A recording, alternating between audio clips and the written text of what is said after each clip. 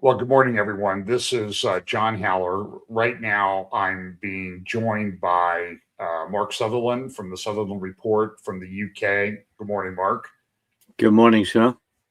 And just do a little audio check, make sure there is somebody that will give us just a quick thumbs up that you can hear us.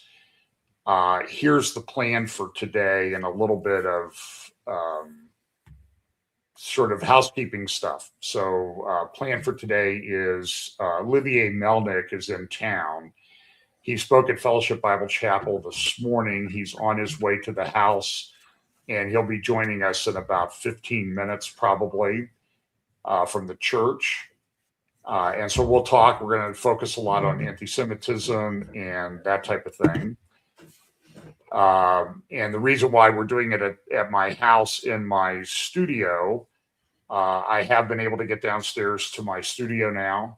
I think we did a thing up last Sunday with Brian Schrager, Mark and I, from my studio, and that is a big relief. I am still just health update. I'm fine. I'm just non-weight bearing for another 11 days and about 1 hour. But who's counting, right? So August 6th, I'm supposed to get my cast off. It's been changed twice. My foot looks awful. The doctor's office says that's normal and it's going to be swollen like that for 6 months, which is very encouraging. And I start physical therapy on August 10th. So pray that goes well. It'll be nice to be able to get back and get running around and helping with errands and that type of thing, which is what I do to contribute to the house here.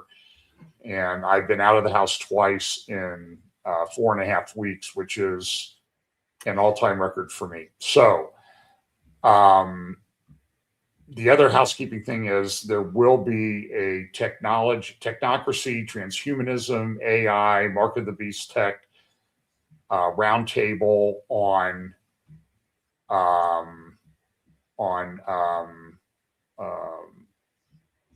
Wednesday night, July 26th July 29th at 7 p.m. Eastern in the U.S., 4 p.m. Pacific.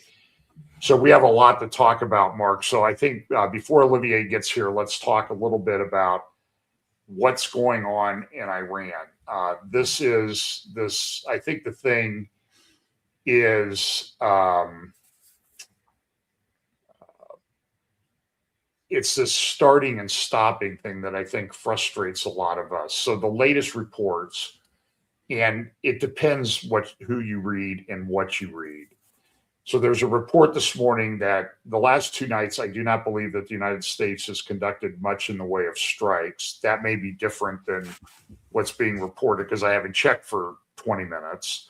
It seems like it's hard to keep up on this, but the word, for example, New York Times, Washington Post, a lot of the blogs and X accounts that would be against the war saying Trump has backed off from doing any more strikes because he is concerned about our munitions store of interceptor missiles and that type of thing. I think the New York Times went so far as to report that American military in the Middle East have decided not to intercept missiles unless they're headed directly towards U.S. military facilities. But if they're going towards a radar facility, they're not going to intercept them. Now, I don't know if that's true.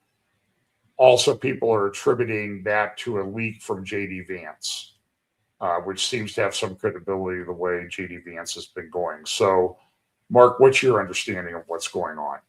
I'm looking at some of the same feeds that you're looking at as well. I think what you've just said, absolutely fair enough. And the other thing is we're working very hard to bring information and try and not to give misinformation whatsoever.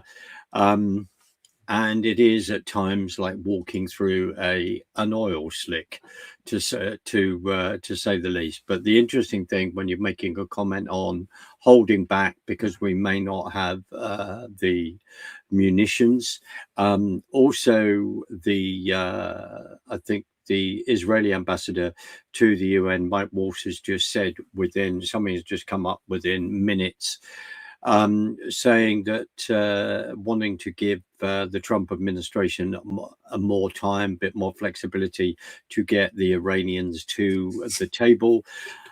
And personally, this is in my humble opinion, you can't negotiate with these people whatsoever, as other people greater than me that have raised the fact, John, that we are dealing with our Western mindset, thinking we can sit down with them and they will meet us within a Western mindset, which they do not have whatsoever. As other people greater than me have said, the theocracy that we are dealing with their ideology says that we create the world chaos because we want our 12th Imam Mahdi to come back, etc. That is what we're dealing with. I don't know if that's understood within the Trump administration.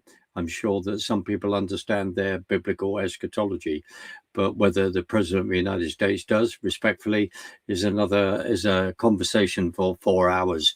But all of that is in the mix, John. You know, you're absolutely right. And also, just finally, and I've forgotten the gentleman's name. I think it's Mike Doran on JNS was reminding us of the Straits of Hormuz, of the kill zone there, and then this whole thing of Karg Island. There's been discussions, hasn't there, this week about, is Trump going to take Karg Island to say, I have a piece of Iran now? Do we negotiate from that point? There's so many things up in the air, to say the least. It certainly is. It's about as fluid a situation as I think I've ever seen. Yeah. So there's a lot of different balls in the air, so to speak. I guess so right now so we have a number of choke points. There are the choke points in the Middle East. Hang on a second here. I'm looking for something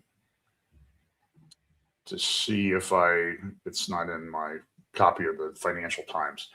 So there's a choke point at the Strait of Hormuz, and I don't know that that's going to be resolved. And this shows one of the problems with the current state of asymmetrical warfare.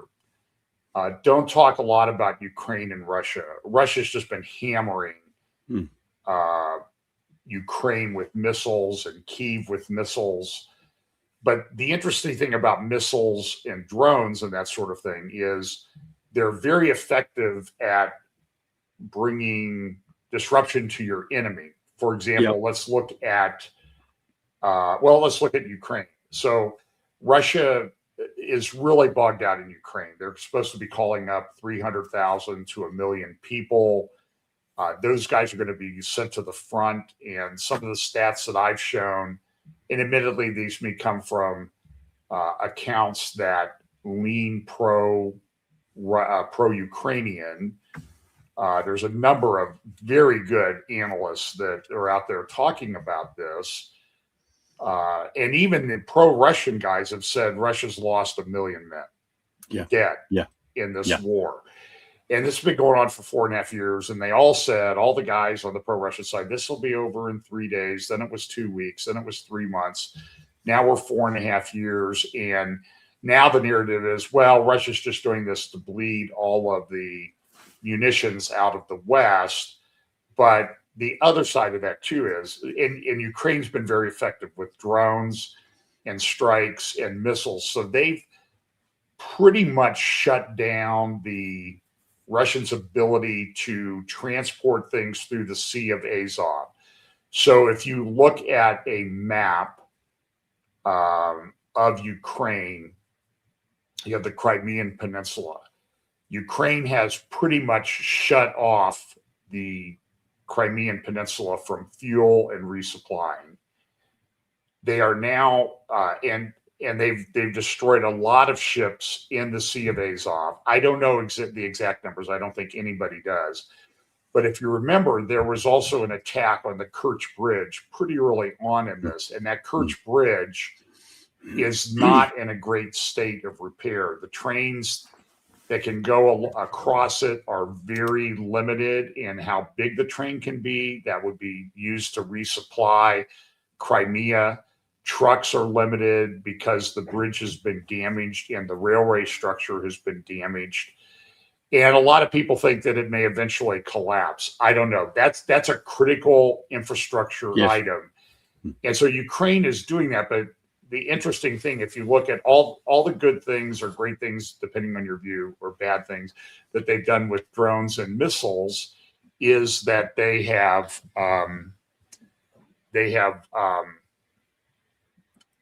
not able to advance their front lines with the use of that technology. That takes bodies on the ground, and Russia's had a problem. So I'm going to get Olivier set up, and then we'll Mark, you keep talking while I get Olivier set up. Hang on. No worries, I will do. The other thing, I just want to go back to what I think Mike Durand was, I think that's his name, was saying on JNS in regard to the Straits of Hormuz, and to remind people about that whole bottleneck, and also to remind people where China get their oil from, which is from Iran. And as he was reminding us, that there is also this swap of technology in regard to China, where they've got all the facial recognition technology and stuff, so they can track down civilians.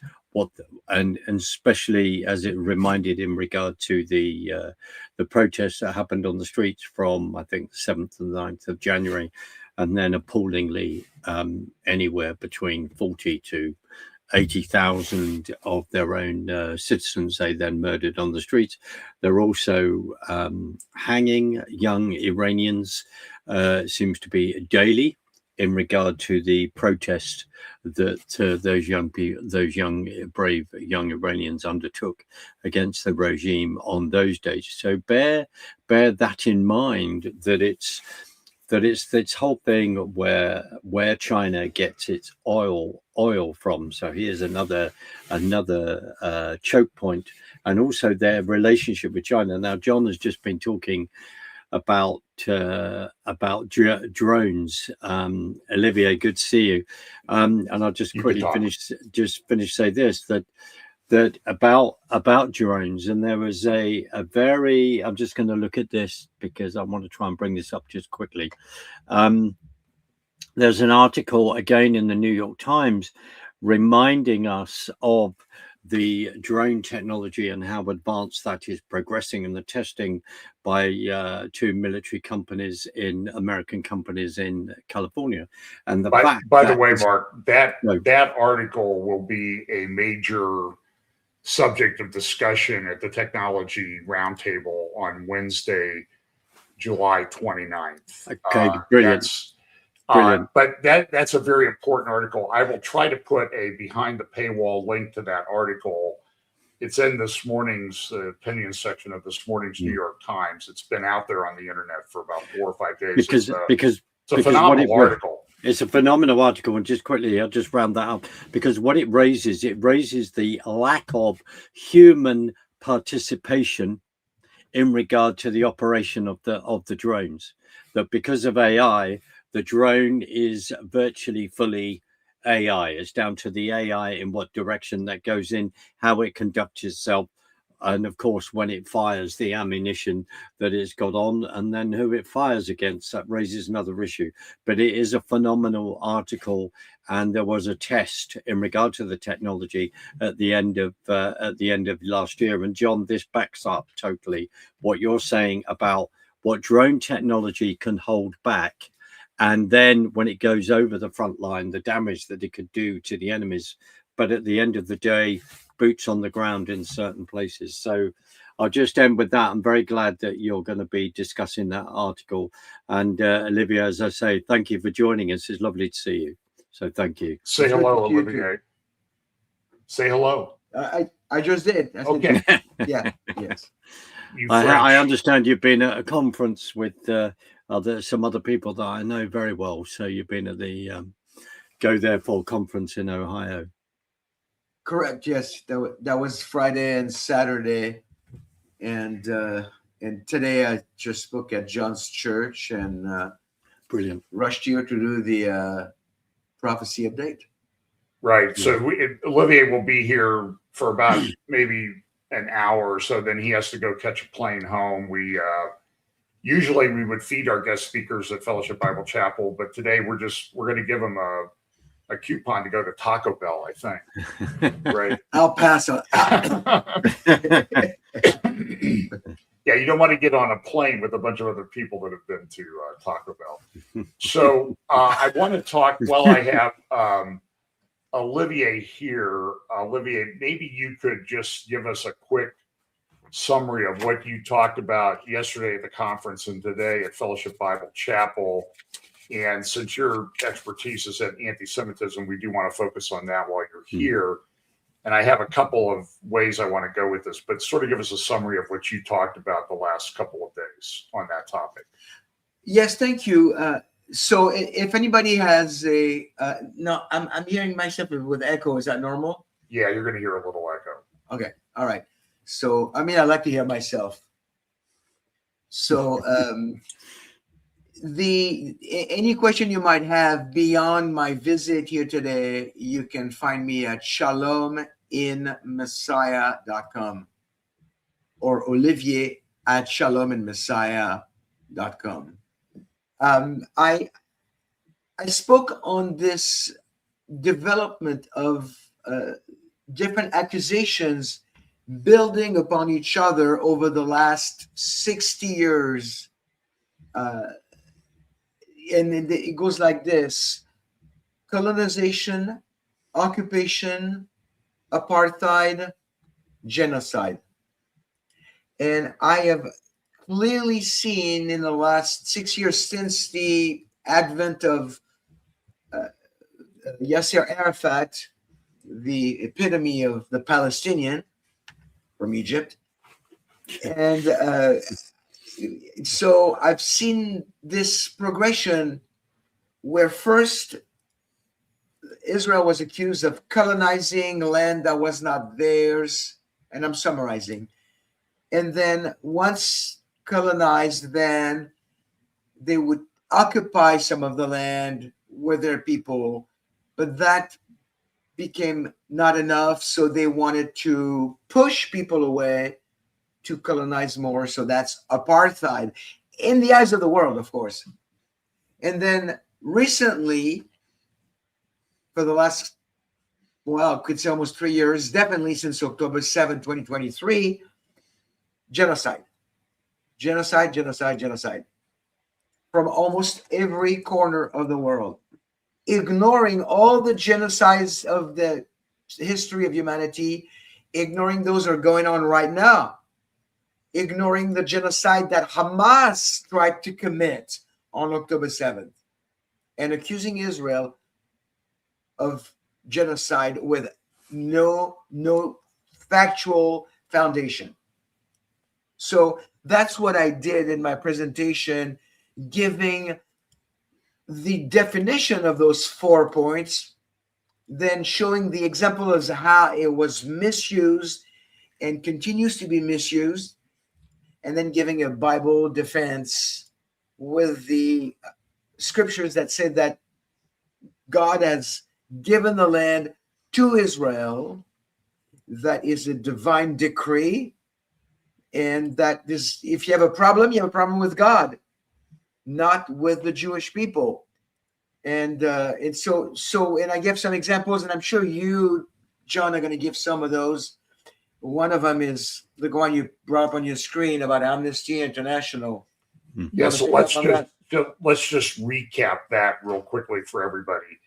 So it was back in, excuse me, 2024, 2025, a couple years, a year or so, year and a half after Israel went into, after October 7th.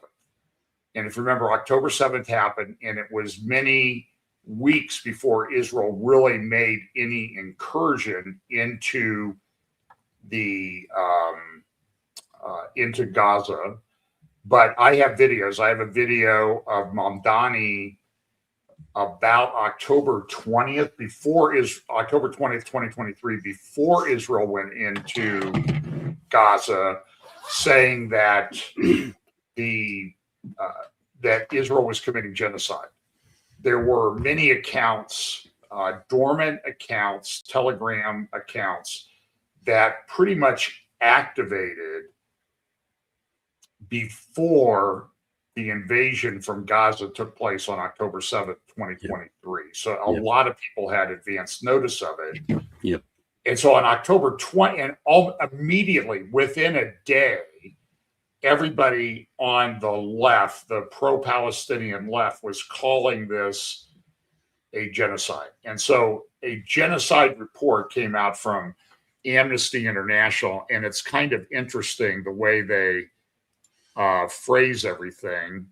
Let me move forward here. It's interesting. At Amnesty International, in the report, they say, we are independent of any government, political ideology, economic interest, or religion. It's just like there's such a big fat lie. It's amazing that they do it and they get away with it. But in the executive summary, they go through the glossary, apartheid, and all this stuff. But I think I can blow this up a little bit more. Yeah, here we go. So this is the executive summary of the report. Look at the first sentence of the report. Amnesty International, this non-ideological organization, they started about talks like an apocalypse, quoting somebody from Gaza. And then the sentence begins on 7 October 2023. Yep. Israel embarked on a military offensive on the occupied Gaza Strip of unprecedented magnitude, scale, and duration. Olivier Melnick, you've been down to Gaza many times, to the Gaza envelope. Is that a true or false statement? 100% false. I mean, I've been there 4 times since the war, and it is not. Well, that statement is actually false on so many different levels, because nothing happened on October 7th, except for Hamas invading Israel and trying to commit genocide. Anything that would be a response, not an attack, would not happen until October 8th. So that right there is already false. But they make it sound like Israel went in to destroy Gaza and the Palestinians. It's just not true. So one thing that I've done when I'm in Israel, and I never really get a good answer to this question, is so there's a lot of theories in Israel, and a lot of people are really upset that there's been no comprehensive analysis of what led up to October 7th in terms of why there were clearly warnings that were ignored and things that were not taken to heart. And so I always ask the question, though, so if Israel knew this was coming and knew that it would be an order of magnitude along what actually happened, which I think exceeded what anybody expected, and people may have ignored warnings because of the politics in Israel, I'm willing to accept that. And it may go both ways. We don't know yet. That those reports have not been done. There have been some reports indicate that elements of the IDF were negligent in what they were doing. But my question is, if on October 6th, the command structure, the political and military command structure and security structure in Israel knew that October 7th was going to happen, what do you think they would have done on October 6th to prevent that from happening? Well, they would have brought, and I'm not a military, analyst, but I think they would have brought IDF units all around the border to prevent the invasion. But they would have not invaded Gaza. I disagree. I think they would have done exactly what they did. if they really had the concept in mind that they're going to do an October 7th of that magnitude, Yeah. they would have gone into Gaza and done exactly what they did. But the problem would be, imagine how the world would be reacting if if they didn't have a bunch of dead Israelis, they didn't have a bunch of hostages and that type of thing. It would be far worse than it is now. And that's why I think that based on Israel's previous history and how they handle modern warfare in the Middle East, they probably would have brought troops, maybe really a large amount, to prevent from the Hamas terrorists and the Gazan Palestinians, because we have to remember that 75% at least of the Palestinians in Gaza and in Judea Samaria support what happened on October 7th. Correct. It's not just Hamas. Correct. So I don't agree with you, John. We don't agree. I guess we don't. So I'm having a little, my camera's a little off kilter. I'm leaning left or right or whatever. Not politically. Hopefully you're leaning right. There's a Bible verse on that, by the way. Yeah, there is. Can I just quickly say something? Sure. I want to come back to what you were saying. About Amnesty International, the Times of Israel in 8th of January 2025, because I remember this. Amnesty International has reportedly suspended its Israel branch for not towing the movement's line that Israel committing genocide in the Gaza Strip, and accused the Israel branch of anti-Palestinian racism, the New York Post reported. Okay. So they shut down that office because they were saying you're not following our line. And also just to remind everyone that where were the BBC and everyone else getting their figures from in regard to the amount of deaths that were going on in Gaza, and they were getting it from the health ministry, which is comes from Hamas. It's Hamas run. So I just to remind everyone of that. Okay. Yeah. So I put up on the screen a report that came out last year from the Civil Commission on October 7th crimes by Hamas. Yep. I'll put a link in the show notes to this document. And there is a 42-minute video that's sort of accompanies it. I'll try to find a link to that. I think I might have that on my computer someplace. But I will tell you, if you watch that, you will understand what happened on October 7th, but you will be there's no way that you will not be completely sickened by what you see in that report, because this report details the sexual violence against women and men in connection with this attack by Hamas. So that's one thing. So Olivia, you haven't seen that 42-minute video, have you? No, but you're going to send me the link. I'm going to send you. So now I'm really obligated because it's on the record. It's public. I think I just think there was a lot, and I've talked to people. I was able to talk to the first responder at the Nova Festival site when he got there, and listened to him to describe some of the things he saw. And one of the first IDF people to get there, Daron Kedar, who works with the Israel guys and some others. Mark, we spent the day with him over at the Ministry of Foreign Affairs, if you remember. We did. Very impressive individual. Yep.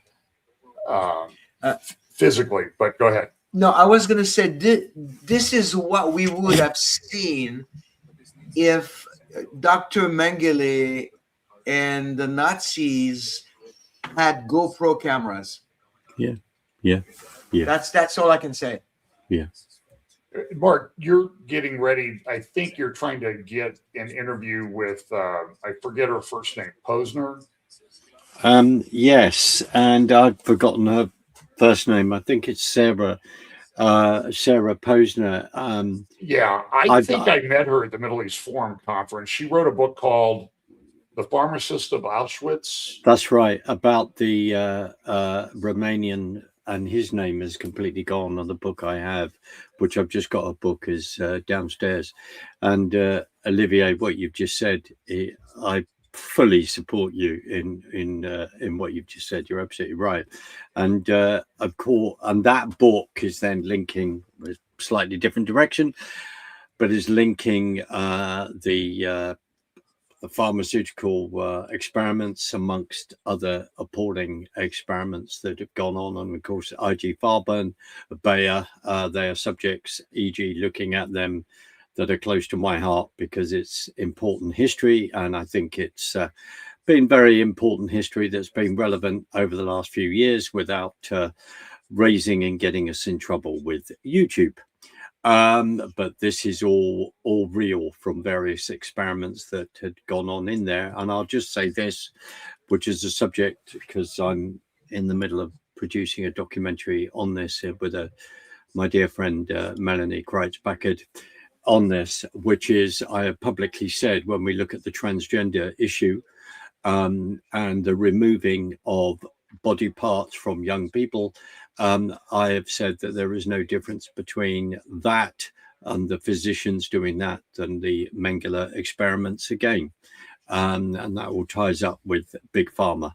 So some people, I do apologize if it's too early in the morning over there to say these things, but I don't apologize because this is the reality of what we are dealing with. When you look at the history and you see Mengele's obsession with experiments on twins, experiments on children, and turning around and saying, well, you either go to the death chamber or you come with me, comments and others. But she is someone that I would love to interview, John, or we would love to interview her because of her books and the other books that she has written about this. And I just implore, just quickly say this as a plug. I'm standing in my little library, it's also downstairs. I implore, and I don't find enough time to read at the moment. I implore people to get these books and get the history books and read the history and to familiarize yourself with what has gone on, because as Olivier and John have pointed out, you will then fully understand yet again the appalling beyond word actions of the 7th of October and going back to the Shoah, that this is factual. This is not a movie. It's not imagination. And Olivier, when John and I were over there last November, I was in Israel twice last year, but when we were there last November, we stood outside the Bibas family house, which are pictures that never leave me because we're regularly reminded of what happened to that dear family as well. So this is the reality. Sorry, I'll just be quiet. But yeah, we want to try and get hold of her to interview. Go ahead, Olivier. Thank you for sharing that. This is absolutely true. The parallel between Nazi crimes and what happened on Nova Festival and October 7th, there's too many to ignore them. Yeah. So last Sunday, Olivier, on my update, I played a video of the mayor of New York, Mamdani, who is a radical left. He's like the embodiment of the Red Green Axe alliance that our friend Triple Loud. I mean, he embodies everything that you would criticize or critique about that particular aspect of the world politics and religion. He's a Muslim. He's radical. He's a Islamic supremacist. His wife may be worse. I don't know how that's possible, but I think that I can prove that. So he said, well, if Bibi Netanyahu comes to New York to speak at the UN, I'm going to arrest him. The interviewer, this was from the New York Times, said, well, what if you can't? Are you sure you can do that? And he said, well, we're looking at it. So a couple days later, he came out with the video. I'm not allowed to arrest Bibi Netanyahu when he comes to New York. But then he launched into this tirade against Jews and Israel. And it was not 24 hours before someone shouting Allahu Akbar stabbed somebody outside a synagogue on the Upper West Side of New York, which is a very nice neighborhood. Do you think they're connected in any way? Mamdani's comments? No. Is this sarcasm? Yeah, well, I mean, you're French. You guys do your best humor is sarcasm, right? So just No. So I saw on my Twitter feed this rabbi on the street being interviewed about the event, about the stabbing, and he's about my age, mid-60s, I think. And he was saying something that was very telling. He said, back in the days, the only time we needed protection in the area is the mayor came to speak in the area and he needed his personal protection. Today, whenever the mayor speaks, we need protection. Mm-hmm. So it's an inverted reality, and it's a shift in what's happening in the world. And Mamdani is emboldening those who have been wanting to do acts like this for a while now. Yes. And I don't think for a second that Mamdani thought that he had the authority to arrest Bibi Netanyahu. But I'm convinced that he has higher aspirations. He is looking at becoming maybe a senator or the governor of New York. And he's basically telling his audience, this is what I think right now when I don't have the power to do it. Stay with me and we're going to do great things against Israel when I have the power to act. That's my opinion. Well, and I think when you say against Israel, it's going to be against Christians too. So I want to step back because one of a big, clearly anti-Semitic attack took place. I believe it was a father and son last year, latter part of last year, at Bondi Beach I think that's in Melbourne, Australia. In Australia, yeah, during Hanukkah. That's right. It was a Hanukkah celebration, so it would have been late in the. They were lighting the menorah. Yeah. So yeah. The Robert Spencer at Jihad Watch posted this morning, and it's a report that's been released in Australia. Now it was September 2025. I don't know if that's when the report was prepared, like it was prepared before Bondi Beach, but clearly this is out there. It's called A National Response to Islamophobia. So Islamists attacked Jews, and I don't know how many were killed, 9, 10, somewhere in that. 15. Oh, 15 or 16. 15. Wow. Okay. Families, parents, children, and they were just there at the beach celebrating Hanukkah. They were not protesting anything. They were not pushing an agenda. They were together to light the menorah to remember God's provision and God's protection during the Maccabean revolt. And they basically were celebrating Hanukkah. And I think one of the victims was a Holocaust survivor. I believe that's right. Yes, that's right. And so, but look at this, a national response, Australia's special envoy to combat Islamophobia. I'm just going to ask, so people in Australia, I know that we have a lot of followers in Australia, is there a similar report, a national response to anti-Semitism? I'm not aware of one. I'm not aware of one. Now, this was published in September of 25, which means it was prepared probably a little before that. And September 25 would be at least 2 to 3 months before Hanukkah. Okay. But look at the way they characterize it. So any opposition to Islam is Islamophobia. No question. They completely fit the definition upside down. And there's a quote at the top of the page from Anthony Albanese, who is the Prime Minister of Australia. And people in Australia, you need to be in serious prayer and spiritual warfare against this. He said that this report is a major contribution towards social inclusion. Olivier, any comment? Well, when I look at this, when I hear social inclusion, it makes me think, and maybe I'm skipping topics here, it makes me think of Mamdani's total inclusion of all the ethnic communities in New York and ignoring the Jewish community, which has been there for so long. And it's the biggest Jewish community It's outside the of biggest- Israel. Exactly. And calling it, Little Palestine. So there is this global effort to flex under Islamic ideology because I think it's a fear. There's a fear.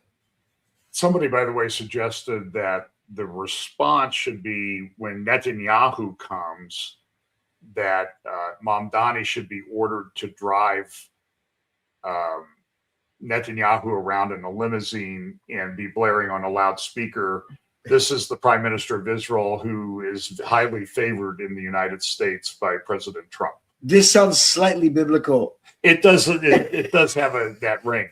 I want to just read a paragraph, and then we're going to go to the problem internally in Israel with recent developments over the last few days of violence. Well, last week, but particularly in the last 3 days, violence against settlers in Judea and Samaria, and how that's a political wedge issue. But you need to understand the orientation of this Australian Islamophobia report. Look at one of the first pages in the report, acknowledgement of country. Many Australians, and understand this comes from a mindset that is infused through Qatari funding and all kinds of propaganda, this woke nonsense that white colonialism is bad.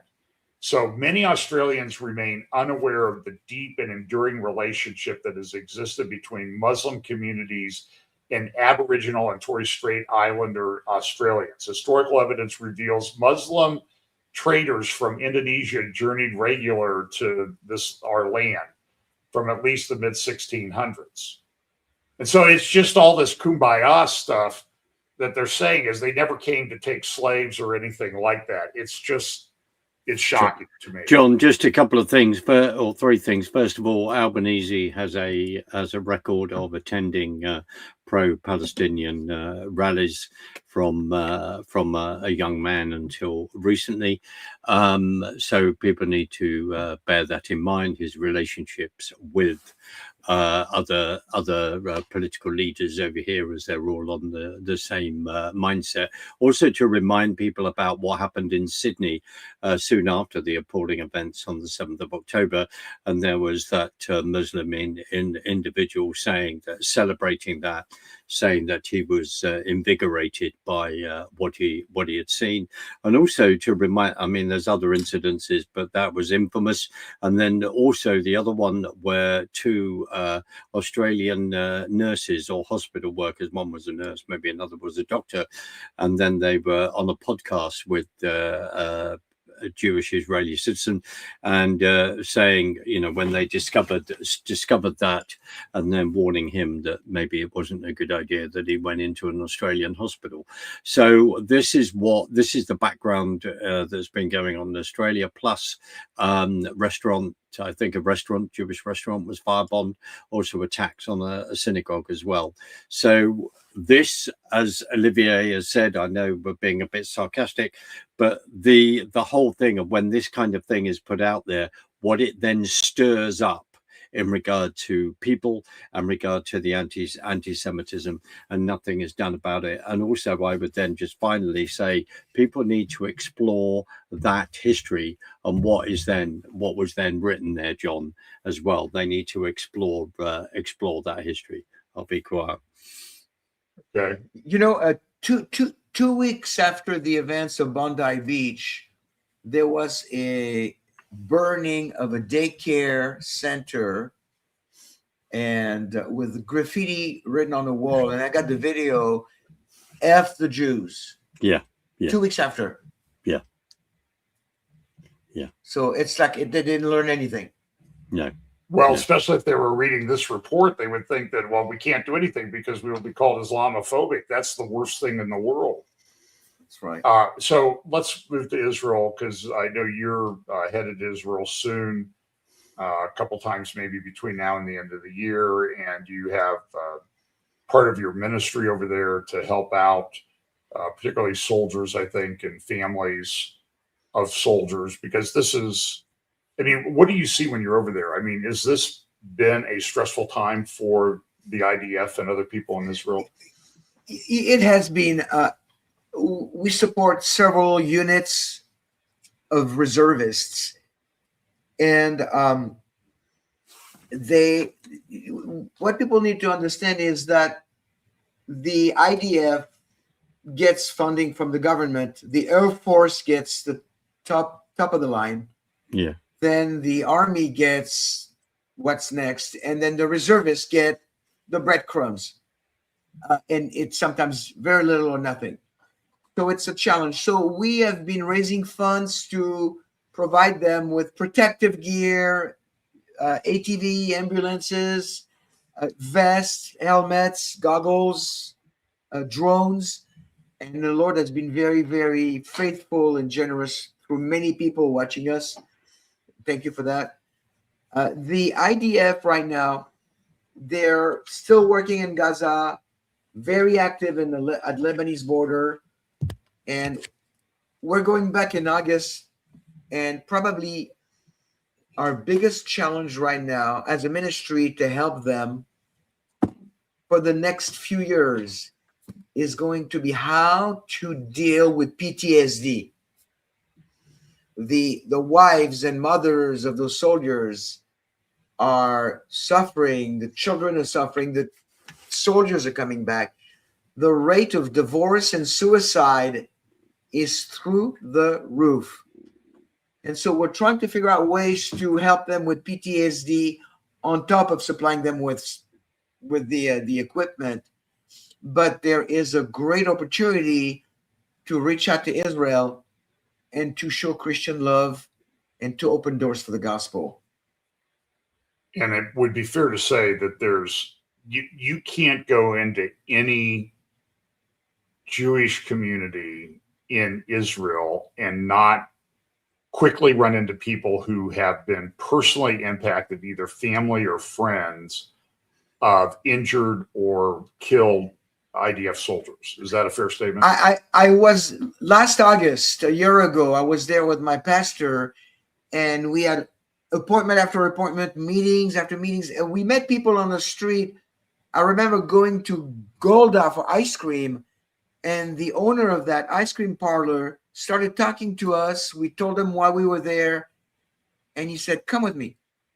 And he pulled his phone and showed us videos of how they arrested terrorists on a street where he lives. And he said, "I have more of this if you're interested." And they, like you said, they all lost a family member, a friend, a neighbor. Everybody's affected. So let me move now to the situation particularly in Samaria and Judea, because this is a constant problem. Because if there was, I think the Israeli government is fearful of full open elections in the area of Judea and Samaria, in the Arab parts, because Hamas would probably win. I think that's a fair statement. That'd be a disaster. It would be, but it showed you, but their support in those areas is, from surveys that IDSF and other opinion surveys have done, the support of those areas is 80-90% towards Hamas. So they would win in what's called the West Bank, just like Gaza. And so, and you did a presentation. You have a picture on your computer over there. I don't know if you can hold it up and show which one? The slide there that you have up on your computer. Yeah. It's quite something. Hold on, let me. There you go. So this is this. I need to hang on a second here. I need to stop the screen. You did not know this, right? I want John to say publicly that I taught him something. What's that, Olivier? I can't quite see that. Hang on a second here. I got to figure out how to blow his solo Is that- layout. I can also send you a screen grab real quick, and you can publish it. There we go. So this is a picture used in his presentation today at FBC. This is Yasser Arafat. Yep. And Yasser Arafat was from Egypt, probably the nephew of the Hajj Aman al-Husseini who worked with Hitler in World War II.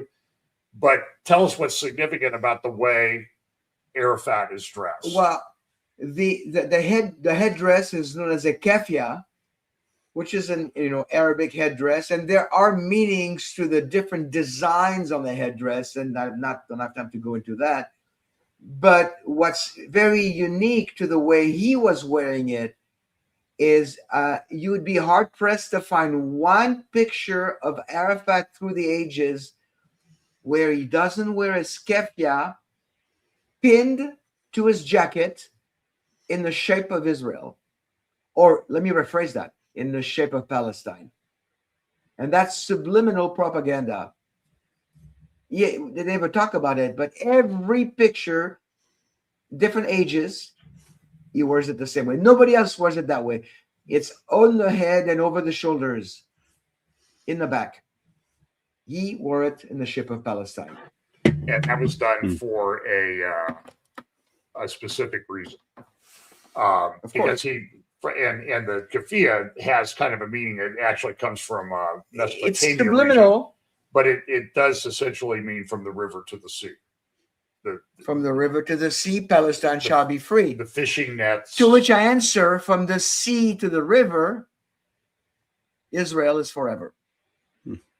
Olivier, what's also fascinating about that, or infamous about that, is when that whole thing in 1967, when he turns it into victimization, because after the 6-day war and the winning by Israel, and yet another war that they didn't start, but that major one, and then turning it into victimization. And as you know, I don't have to lecture where his training in Russia along with Abbas, and we must never forget that in regard to the propaganda. And just finally, and I can't find it, but there is this accusation that he went to a PR company somewhere in New York, who then gave him advice in regard to switch it to being a victim. And I cannot find, I've been trying to find the truth of that. And if that PR, what PR company was that, is a bit like Sullivan and Cromwell and what they've got up to at various points in the past history. I've heard some of that, and I don't have the source either. Yeah. So, Thank you. And I've also heard that the Hajj Aman al-Husseini was Arafat's uncle. I think that's fairly well established. Yeah. Yes. Or certainly a very close cousin. Yeah. But that the Hajj went to Iraq after he got booted out of Bosnia, after Germany after World War II. He fled to avoid prosecution, and he ended up in Iraq, and I believe lived with the uncle of a guy in the Ba'ath, a guy who founded the Ba'ath Party, overthrew the Hashemite king of Iraq, and his nephew was a guy named Saddam Hussein. Yeah. Oh, well. Well, I'm probably going to get you in trouble for that, but he could possibly be both his uncle and his cousin. Yes, but okay. Never mind. That's a scab we shouldn't really scratch. But Olivier, just quickly, John, that verse, Hosea 4 verse 6, my people are destroyed through lack of knowledge. We're not saying any of this to show up. We want people to have the knowledge. We want people to have the historical knowledge where all of this has come from, and also the power, the power of propaganda, and that we're not fighting flesh and blood, but principalities and powers, and then how this evolves every decade in regard to information. And Oslo is another discussion in regard to that as well. Olivier, sorry. No. Okay, so I have Olivier. I want to talk about the situation in West Bank. So let me give like a 1-minute summary. So about a week ago, there is a village. It was a unauthorized settlement in the Mount Gerizim area up near Nablus, on Route 60. It was torn down a couple times, rebuilt, and they finally got permission to build it. And when they established these settlements, the Zionist settlers go in and they bring in trailers, caravans, I think they call them over there, to live in until they can build houses. And our friends Ari Romwins and Jerry McGippel, when they started their farm down in Judea, they did the same thing. And last week, that village was the subject of an arson attack and 30 buildings were destroyed. This week, there were some incidents in that same Nablus, Mount Gerizim, Mount Ebal area. Mount Gerizim in Deuteronomy was in Joshua was the Mount of, Mount Gerizim was the Mount of Blessing. Mount Ebal was the Mount of Curses. They divided Israel into two different, they put some on the one mountain and some on the other mountain. And they shouted the blessings and curses. And of course, on the Mount of Curses is where the altar of Joshua is. So my group has gone there, and it's really a very authentic site. But in that area, there are farmers. In fact, I saw a video from our friend Aaron Lipkin this week that in the area of Mount Gerizim, he says, look, this just came up the last 2 days, a new settlement on Mount Gerizim, in the Mount Gerizim area. And he showed the trailers that had been moved in to establish it. So this is happening all over Judea and Samaria, and it's driving the Palestinian Arabs really out of their minds. So there was a group of Jewish settlers that, I don't know if they went to find the dogs that they use when they shepherd, but they had been trapped by the Palestinians. This is the story I've seen.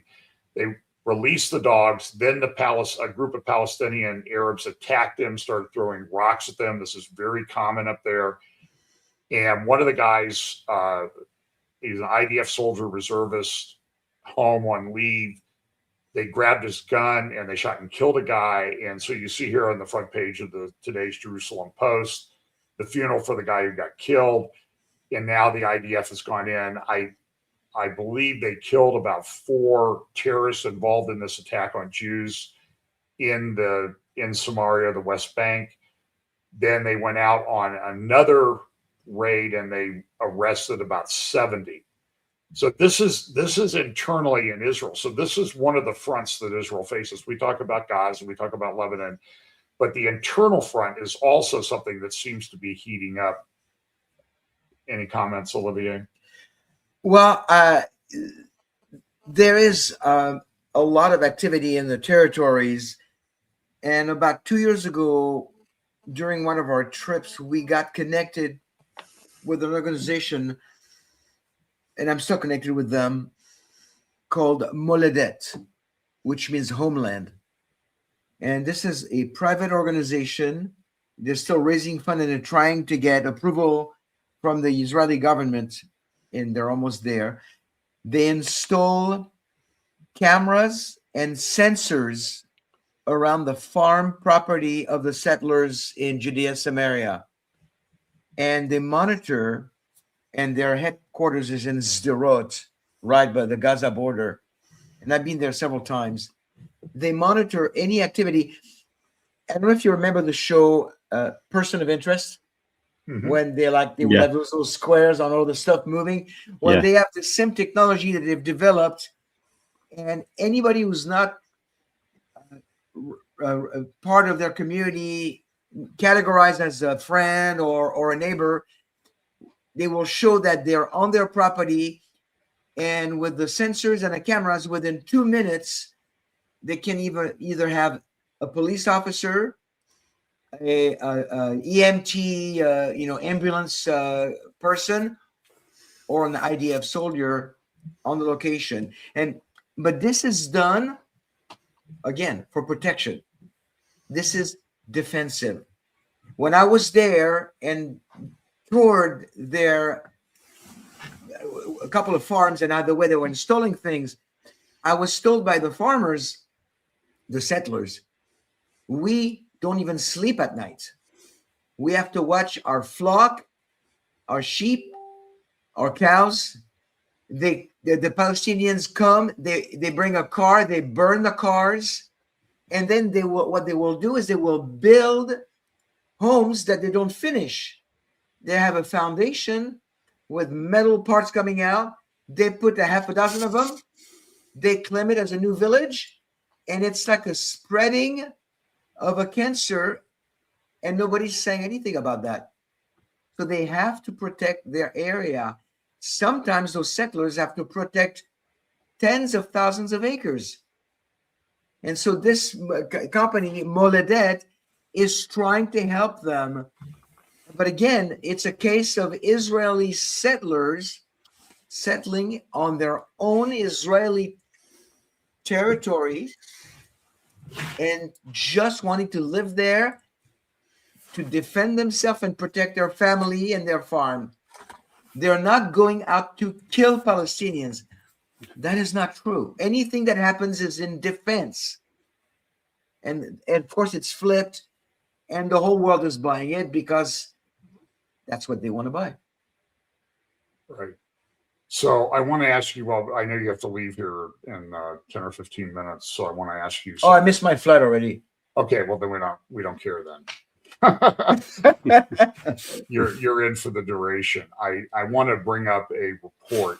So there's a legislation that's pending in the United States right now, and it's kind of going through the approval process.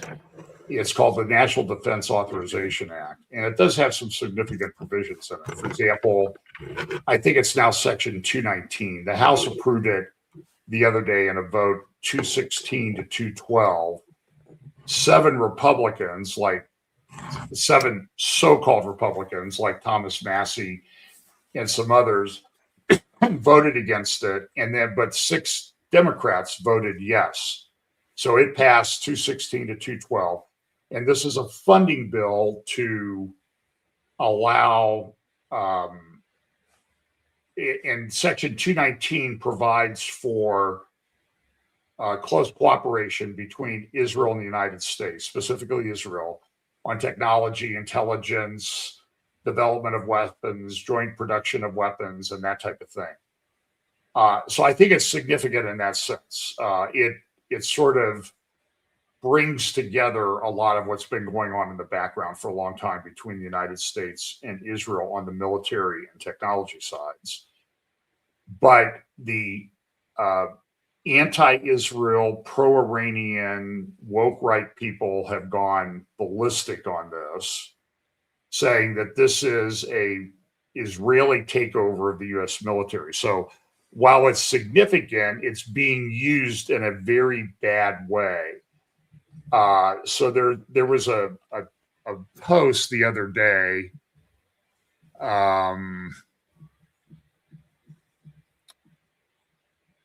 Let's see. So, and I want to ask you about this because it involves, here it is. This is from Catherine Austin Fitz. Let me see if I can blow this up a little bit.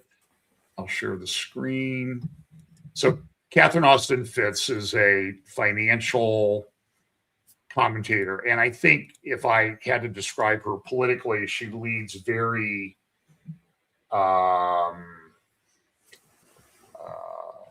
libertarian. I think that's a fair assessment. And so we love, people on the right love her. So in response to this report, here, I'll just read what she posted the other day. So the National Defense Authorization Act passes. Now, it's in front of the Senate. We don't know if they'll remove certain things. And it does have provisions, by the way, in there about, it incorporates another act that was submitted. And Rashida Tlaib hates it, so it's probably something we might like. It's called the Abraham Accords Cooperation Act. So, it sort of provides for a mechanism for funding for people who agree to the Abraham Accords. And so it's significant. And I think this has prophetic overtones from it pretty clearly. But I want to read what Catherine Austin Fitts said. By the way, Mark turned me on to a speech that she gave at a conference earlier this year, maybe a few weeks ago, where she, in her presentation, she said, "Oh yeah, I have a Great American report, and my Great American for 2024 was Thomas Massey." So she would characterize herself as America First, although I think she lives in the Netherlands, and I'm not sure I've figured out whether there's any hypocrisy there or not.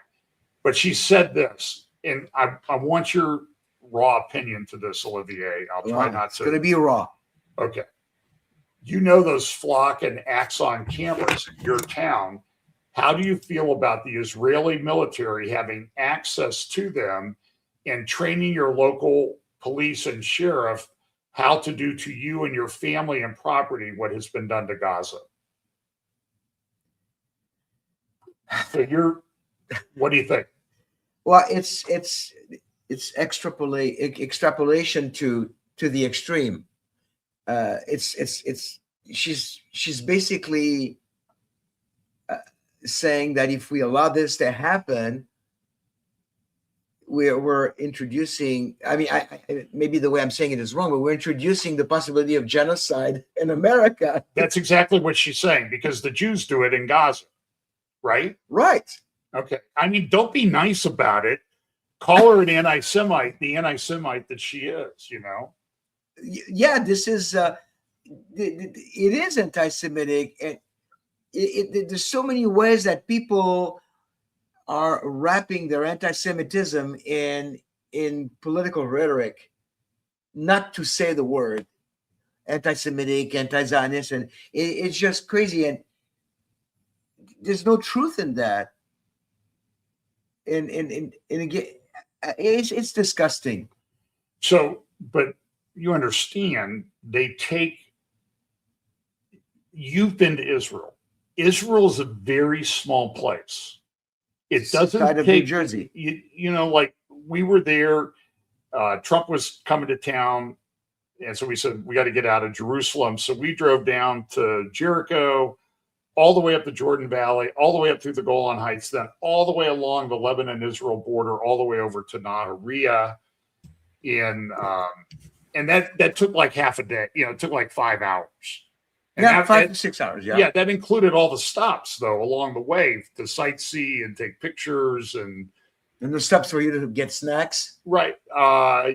Yeah.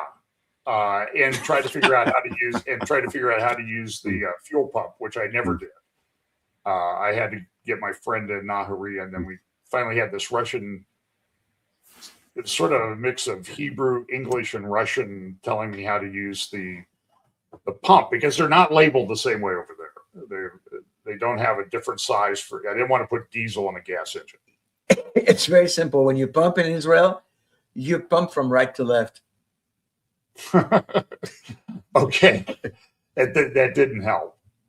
So, and they're different colors. So, but it's clear that these people are taking this National Defense Authorization Act, which is significant from a prophetic standpoint. I'm not denying that, but right. They're twisting it into this anti-Semitic trope that the Jews control the world. And you know, like if you've been to Tower of David, yeah, inside the Jaffa Gate, there's a major command and control center in there. And even 10 years ago when we were in Israel, we're noticing like there are cameras everywhere. But why do they do that? Well, they do that because they have these attacks like in Samaria. That's and they have right. to go find the people. They have attacks at holy sites. So all the holy sites have cameras all over the place. So there's a trade-off. But she's saying, well, Israel, they commit genocide in Gaza, so they're going to come and train our police to commit genocide in the United States. You know, for no pun intended, they're weaponizing the statement. That's what they're doing, but to their advantage. Right. I wonder if Mark has any comment on that. Yeah, Mark, what do you think? Again, I ask people to go and research this, but no, I agree. Words are, I'm saying the obvious. Words are so powerful; they're sort of hung out there, but it's then looking at the history and looking at where this is actually come from. But the important thing, I'll just quickly say this: what people don't seem to understand is when America turns around, they turn around and say, right, we are giving this amount of money to Israel, but all militarily, etc., help aid package along those lines. All of that money is then used in America in regard to the military hardware is then given to Australia, but it's made by to Israel, but it's made by American companies. And just finally, the amount of research development, and I'm not wishing that because of war, but because of war, and Israel then defending itself and what happens, all of that data and information that they then gather, that American companies gather because their equipment is being used in a wartime situation, is invaluable to those companies in regard to development. And they would have to spend millions, if not billions and billions of dollars to actually gain that information that they can then gain on the front line. And for argument's sake, since the 7th of October, that is what is then not understood, may I say respectfully, by many people and within people that then say this is wrong. And just finally, if you think that little Israel, the size of New Jersey and the size of Wales over here within the UK, is going to dictate to the American military, then I have a bridge to sell you in regard to the control. There is a huge size difference, and it's how you then gain the information. And that is what people need to remember. And also, just finally, when people say, oh, they are controlling, there are two separate nations here who want at times the same outcome or a different outcome. Are they fair things to say? Yeah, we have we have similar agreements with maybe 20 other countries. So it's more extensive with Israel. I mean, I'm not diminishing the significance of that, but it's the way it's being spun by the Quincy Institute and Trina Parsi and this what they call it, the Center for Responsible Statecraft. They immediately say, oh, look, the Jews are controlling everything. So Olivier's got to go. But Olivier, give us your final thoughts before you leave. Like, what do you think we should be looking for, and maybe a little advice on, because this is a constant problem everywhere. I mean, we've all loved Catherine Austin Fitts on certain topics, okay? But she's exposed now, and Mark, I've been warning you for months about her, because you can kind of see the undercurrent. But I feel like, I forget who was the description the other day, maybe it was Joel Rosenberg, saying it's whack-a-mole, and everything going on in the Middle East. This happens and you do it, and then this, and then this, and this. But it's the same way with anti-Semitism. It pops up everywhere. And what's the most effective way for us to respond to it? Because I don't think we can just let it go. Well, first of all, people need to understand when they're watching the news, reading Twitter and whatnot, anything that falls under the 3 Ds of Nathan Sharansky, double standards, demonization, and delegitimization, is defined as anti-Semitism. So you look at an event, a report, and you filter through that, and you're going to find out that a lot falls into those 3. I believe, biblically speaking, that we have reached a point of no return. There's not going to be a slowing down of anti-Semitism anymore. There's not going to be a stop, an end to it, until Jesus returns. So now we have an obligation as Bible believers to continue to expose the lies and educate the audience, just like Mark said. We don't do this for self-gratification. We do this because we have an obligation as watchmen on the wall. And so what I'm seeing right now is that Christians globally have a great opportunity to be the opposite of what their ancestors were in the 30s and 40s. Too many bystanders. A bystander only facilitates the work of a perpetrator. Today, Bible-believing Christians, modern disciples of Yeshua, have a great opportunity to reach out to their Jewish friends and tell them, I got your back. I'm there for you. My house is a sanctuary if you need it. This is where we are, friends. Fighting anti-Semitism and letting the Jewish people know around us we're the true Christians who can help you. We still exist. And are you going to show them the article by Insurrection Barbie that we talked about? I don't remember which one it was. I got it overnight. It's about how to decipher propaganda. Superb article she wrote. And It's not the one about Mao, though. It's a different one, right? no. Anyway, I'll try to find the link and post it in the show notes, but go ahead and summarize it for us. Right. Basically, she published an article encouraging people to decipher what they read and what they watch before they repost. It's about propaganda. Right, it might be in propaganda. Yeah. So start with 4 questions. So the underlying facts being claimed true. Superb. Is this person's interpretation justified by the underlying facts? Where did the original claim come from? Is there evidence of deceptive coordination, bias, or artificial amplification? So you see this like with, I hate to bring them up, we made it almost all the way to the end. We never brought up Tucker, but Tucker does this all the time. And he makes these statements when he's doing something and he says, well, everybody knows that that's true.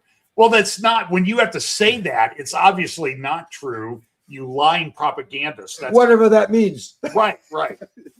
So, and he's worse than a propagandist. He's a lying propagandist. Yes, it's like an order of magnitude.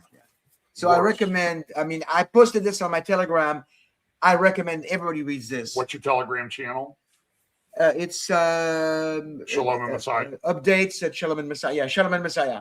Shalom Okay. and Messiah, you'll find it. Okay. And Olivier, I do appreciate you taking the time to come. I know you got to run and catch a plane and have a safe trip back. We do. Are you going to walk me to the door? I am not, no. I'm not going to even roll to the door with you on my little knee scooter because I'm going to continue to talk with Mark as we have the vital information to share. Mark, it was good being with you. So the people John, are not done. So Olivier, thank you. John, Olivier, thank you. I'll ask John to connect us because I'd love to talk to you while you're out in Israel as well. Yes, I was thinking exactly the same, Mark. Let's connect real soon. Yeah. Okay. Oh, he got one of those nifty. Well, I'll have to tell you about it separately, Mark. One of those little cameras, sort of like the DJI Pocket. Brilliant. It's a different model, and it's actually pretty cool. So, yeah. Love you guys. Thanks for having me. And you, bless you. Buy me a video camera. So, Olivier, thank you, and I'm gonna kick you out of the studio so you can walk out of here and everything. Thanks, and leave my AirPods. Don't take because I don't want to have to come down and show up at your door. I have my own. Oh, that would be great. Your wife might not like it, but anyway, thanks, Olivier. So anyway, so we got a couple of more things I want to talk about for a little bit more. So there was somebody asked a question earlier, is this the new format for updates? We'll probably do this again next week. It's a little bit difficult for me to do my PowerPoint presentations like I like to do without standing at a podium with some of the technology that we have. It's I can do it, but it's kind of hard just talking to a camera. So I like having the back and forth with Mark and and Olivier. It's great to have this, and we're so what's going on here? Okay, so I had somebody. I was getting feedback from someplace. So anyway, so we have some things we want to talk about. So I think the first one, Mark, is world oil supply, which is tied to the shutdown of the Strait of Hormuz. There's only very few ships getting through. this used to have a lot of oil flowing through, like 160 ships a day, I think.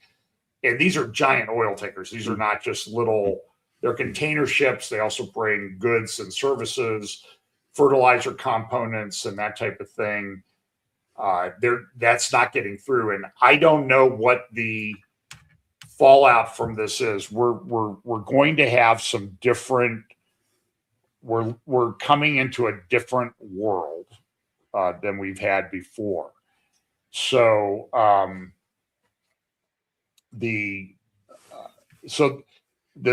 now the Houthis have started attacking Saudi related ships or Saudi flagged ships or ships that have visited Saudi ports are being attacked by the Houthis. And one of them, there was pretty much a direct missile hit on one, and it's a total loss, big tanker. And so what the Saudis had been doing was they have a pipeline across Saudi Arabia from their oil producing regions, which is over in mostly in the Shia majority population area along the Persian Gulf in that region. And they had a pipeline and they started using it, and they're able to get 4 or 5 million barrels of oil a day across Saudi Arabia. They were sending out 7 million barrels a day. But so here we have this, and now the pipeline was attacked early on. They repaired it, but a pipeline can always be hit by a missile. And it just takes one missile to take out the pipeline, or one strategically placed drone. And now the Houthis are threatening to attack the Saudi port on the Red Sea, called Yanub. And at Yanub, that's where they load the oil tankers, and then they go through the Bab el-Mandeb Strait between the south part of the Arabian Peninsula and the Horn of Africa. And it's a pretty narrow strait. It's not, I don't know if it might be narrower than the Strait of Hormuz, but the Houthis are saying, you're not putting your oil there. That puts the Saudis in a very difficult situation, because now they have to take the oil that would go through the Bab el-Mandeb Strait around the south end of the Arabian Peninsula to Asia.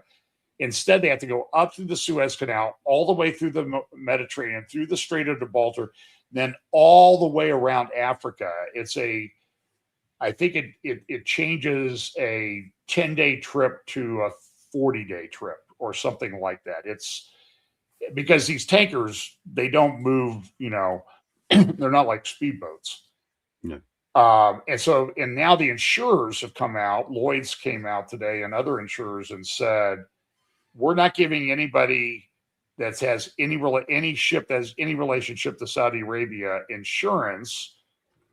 And the ship owners say, we're not going to do any shipping of oil from Saudi Arabia.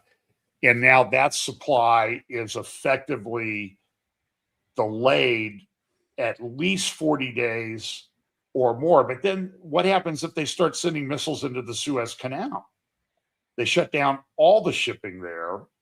And there's not many countries that are bordered on the Red Sea that produce a lot of goods and oil. You have Sudan, Eritrea, Somalia, Somaliland. Anyway, this is a huge problem for the world economy. Mark, any comments? Yeah, it is a huge problem for the world economy.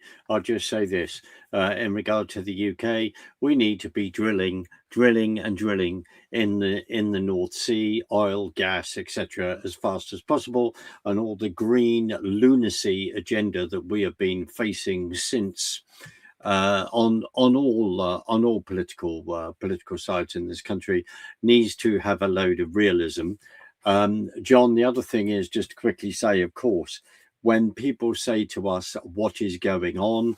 We're looking at things politically, what is going on geopolitically, and we're holding our Bible in our other hand, taught by wonderful Charles Spurgeon, as he did, newspaper in one hand, Bible in the other, and we are bringing these together. If you want to create the world chaos and start to control people and how they move, then one amazing way to do that is to shut down, of course, oil supplies. It's very easy. I'll just quickly say this. It's very easy for some people to say, well, what Trump is doing within, this is my own opinion, within that theater is wrong. You must have seen that they'd shut down the Straits of Hormuz and all the rest. The concern over them having a nuclear weapon is a deep concern that is held since 1979 after the revolution in 1980. And also, as Rubio has pointed out, the concern, as you've just said, that the amount of ballistic missiles that the Iranians were then creating, and of course they would then use those ballistic missiles to defend any nuclear infrastructure that they have. Just quickly, in regard to the UK, the other day, as I noticed, you go past a garage where you would get your fuel, you then go past that garage within the next day, and then the per gallon, per litre is gone up by 3-4 pence literally overnight. So it's affecting us.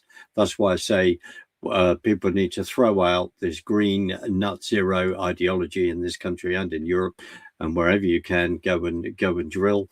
The big challenge for you in America is the amount of oil that you have in reserve.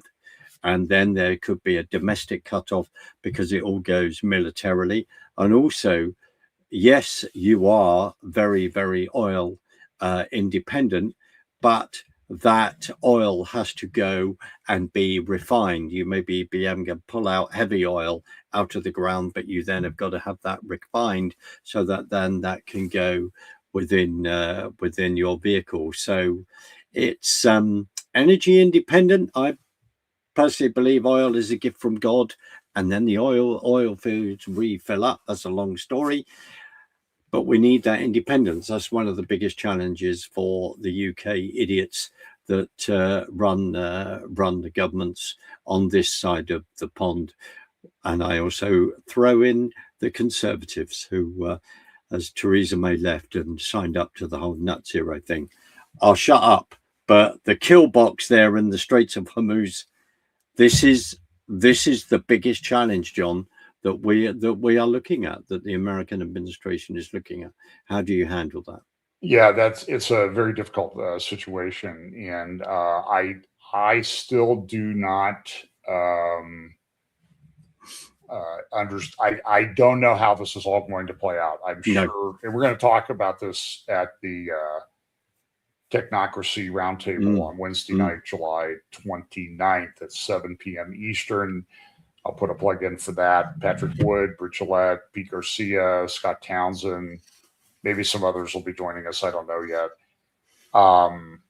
So we'll do that. So I want to talk about a few more things. So we'll try to do this very quickly. So the Saudis, there's some question about, are they in or out of the Abraham Accords? The public statements of the Saudis have always been, we will join the Abraham Accords when you make provision for a two-state solution, a separate Palestinian state, yet another separate Palestinian state beyond Gaza, beyond Jordan. We want one in the West Bank. And this is, I think it's often called, the 1967 lines are called the Auschwitz lines, because the Palestinians have no desire to establish a state. They want to use that state as a base to destroy Israel. That's everything they said. So if there was elections now, probably they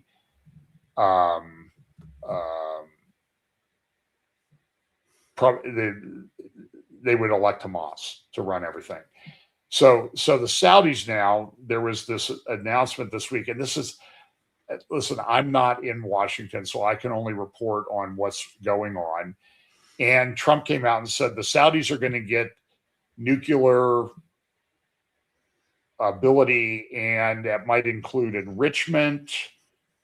That's a very complex issue under U.S. law, by the way. I researched this when I was going to the Middle East Forum. There are these things called 123 agreements. So there was an agreement signed between the U.S. Department of Energy and the Saudis about nuclear production on Saudi soil. Trump then came out on True Social and said, wait a minute, no, though, that's contingent on the Saudis agreeing to join the Abraham Accords. But the Saudis say we won't join the Abraham Accords unless there's a two-state provision for a two-state solution. So I don't know everything that's going on in the background. You know, I don't think Mohammed bin Salman is a fan of the Palestinian cause, but I personally think that he's not changing things out of respect for his father, who is now, I think, approaching 91. We don't know how long King Salman will be around. I think things will change when King Salman goes, but Prince Salman, Mohammed bin Salman, may decide to do things differently. You know, it would be a departure from usual Saudi generational respect, I guess, is the way to do it. Because his father was very, very big. I think it was his father's brother who started the Arab Peace Initiative not too long after 9/11. It was in early 2002. And so the Saudis have said, that's what we want. Two-state solution, 1967 lines. And Israel's not going to agree to that. But by the way, there is a Rome meeting tomorrow, Tuesday and Wednesday, about the New York Declaration to advance the two-state solution. And in connection with that meeting, it's UN and other governments and NGOs and everything. They're saying they want interfaith dialogue with it. So this is very important. And as we look at these various end time scenarios as to how this might be working out. So, what do you make of all this back and forth with Trump putting this condition on? And I've been looking at the Saudi press, haven't read the Arab news from today or others. I don't see anything. I just don't see the Saudis having responded to that demand of Trump in any way. Now, some people would say that means the Saudis have already agreed to that. They're going to do that, and they just haven't made a formal announcement. What do you think, Mark? One of the big issues I think with the Saudis, I say from a certain limited opinion, certain limited experience, is the fact that we just have no idea what is going on behind closed doors with some of these countries, because on the other hand, they're turning around and going, will you please take out Iran? Will you deal with that? And then next minute, we're seeing various leaders attending the funeral of, the recent Ayatollah death. So it's as though, why are you surprised I'm going to say this?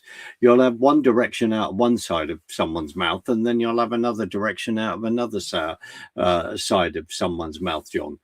This is what is difficult, and that's why the Israelis have said things in regard to Iran. You can't negotiate.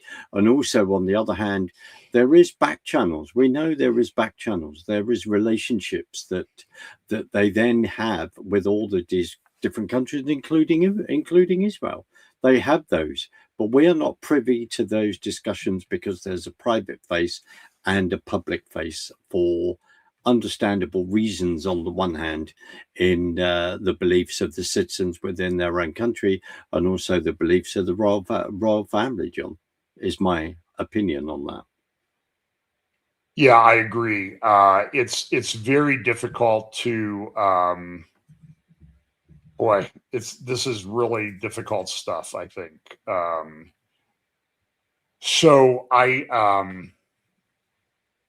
let's see where I want to go. So this week was the 9th of Av in Israel. And I'm not going to play for you. You can go to Hillel Fold's channel and other Jewish accounts on X and elsewhere and find a lot of videos of just this massive crowd at the Western Wall Plaza singing and lamenting what happened on the 9th of Av. 2 Jewish temples were destroyed. Yeah. It's and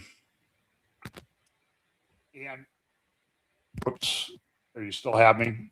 Yep. I bumped my mic. I think so there were a lot of Jews on the Temple Mount this week, maybe 1,400. And they were singing, they were carrying Israeli flags. They were praying, singing, prostrating themselves. And Muslims were banned from the Temple Mount that day. This happens on a regular basis. And of course, the Saudi press was like, the Arab News had a big article that said, Jews storm Temple Mount. And I've been up there when there's been a group of 30 or 40 Jewish people walking on the Temple Mount, and they're not storming anything. They're just walking around the Temple Mount, remembering what the importance of the Temple Mount still means to them. Not and what it meant, but what it still means to them. So there was Ben Gvir. He's sort of a flashpoint in Israel. This is a post this morning from Rawan Osman. I would follow her on social media, Facebook and everything. This is a Facebook post. She is Syrian Lebanese. I think she had one of her parents was Sunni, one of her parents was Shia. She hated Jews because that's the only thing she was ever taught. And then she moved to Germany and she met Jews and she was like, these are like normal people. What's wrong with the way I was raised? So she's now, I think, in the process of moving to Israel or has already moved to Israel. We met her over at the Ministry for Foreign Affairs when we were there back in November last year, Mark, if you remember. Yep. And she's quite good. She's a very articulate spokesperson for Israel. And she does much better than me. She puts up like a 1 or 2 minute video to get to the point. She doesn't drone on like I do. But she was making the point in this post, and this is something you always need to do. This is you need to watch for propaganda. So there was a post, there's a video of Ben Gvir out there saying certain things. What people did was they took the post in Hebrew and they put in very inflammatory subtitles in English and distributed it on social media. So now everybody who hates Ben Gvir really hates Ben Gvir because, well, he said these terrible things, but he didn't really say that. He was addressing, he's in the Netanyahu cabinet, internal security or police or something is his portfolio, and he is a bit of a publicity hound. But the point is, he didn't say what everybody is saying that he said. So when you see these things, be careful about sharing them. Do a little bit of research. There are tools out there, like there's a free tool called TurboScribe. You can download the video, run it through TurboScribe, and you can get the Hebrew to English translation. And you'll find a lot of times that they make these things up. Mark? No, I fully agree with you. As just to remind people about people like Edward Bernays and this whole thing of the history of propaganda and what happens, and we have to be extremely, extremely careful. I've got caught out, I admit, in the past of certain things sharing, and then people have pulled me up and gone, "That isn't true." Fair enough. You put your hands up. It's very, very important. That doesn't mean that we don't share things. It just means that we make sure that we're informed. And I ask my dear friends in America to please don't forget the rest of us that don't live in America, because sometimes you're not getting all the news, which is why John does what he has done. He does and has done for a number of years, which is trying to pull all this information together to inform you outside the news cycle and the sound bites that we get over here. We have to go and do the deep dive, because there is one thing that, if we get a chance, especially with the UK news, that I would like to bring to everyone's attention. Right. So I have one more thing I want to do. Do you have anything you want to share about Yeah, UK I do. or anything? I Okay, do. go I ahead. do. There's one. So, as you know, we have recently just had yet the 7th Prime Minister in 10 years. A fantastic, there's a very good channel, Jim Erie, on Twitter. Follow him. I'm just going to read this. Burnham handed the Hamas file to a Hamas sympathizer. In March 2010, Andy Slaughter wrote in The Guardian that Britain should negotiate without preconditions with Hamas. He had just returned from an undeclared trip to Gaza, where he says he met Faraj al-Ghul and then Hamas Justice Minister and Dr. Ahmed Youssef, the Deputy Foreign Minister and right-hand man to Hamas leader Ismail Haniyeh. No entry for that trip appears in his register of members' interest in regard to Parliament and what they're up to and where they've been, despite parliamentary rules at the time requiring declaration of benefits over £660. And finally, 8 months later, he was in Jerusalem with Jeremy Corbyn, photographed alongside 3 men with document Hamas affiliations on a £927 trip funded by Friends of Al-Aqsa and Middle East Monitor. One of the trip sponsors, Ismail Patel, had told a rally the year before that Hamas was no terrorist organization and that he saluted it for standing up for Israel. Slaughter is now, if I have my facts right, the Solicitor General inside the Andy Burnham government administration. So we, along with the fact that there's another advisor there, Hayden Monroe, who was connected with Jacinda Ardern's lot in New Zealand.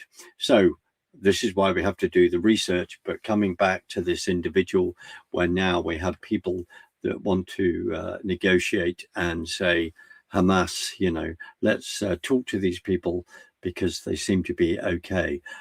Sorry, but I need to find the sick bucket. But this is how serious it is. Was this guy involved in Tony Blair's government when he did this thing about no preconditions on negotiating with Hamas? I cannot say off the top of my head, but it is March 2010. It would have been the Brown government. Okay. Tony Blair stood down in 2007.